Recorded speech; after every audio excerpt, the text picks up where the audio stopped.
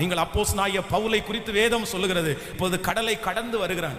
அப்பொழுது விரியன் பாம்பு ஒன்று அவனுடைய கையை கவ்வி பிடிக்குது. உடனே சுற்றி இருக்கிறவங்க எல்லாரும் ஒரு யோசனைக்குள்ள வந்துட்டாங்க. அவனுக்கு இது கை இப்போ கொஞ்ச நேரத்தில் வீங்கிரும், அவனுடைய உதடெல்லாம் வீங்கிரும், அவனுடைய கண்ணெல்லாம் வீங்கிரும். அந்த விஷம் கொஞ்சம் கொஞ்சமாய் உள்ள ஏற ஏற அவன் நுரைய வாயிலிருந்து கக்க போறான். அவன் மயக்கம் அடைஞ்சு விழுந்த போதான் சடுதியிலே அவன் உயிர் அவனை விட்டு போக போகுது அப்படின்னு எல்லாரும் பார்த்து கொண்டிருக்கும் போது கர்த்தர் அவங்களுடைய சிந்தனையை மாறுதலாய் முடிய பண்ணினார்.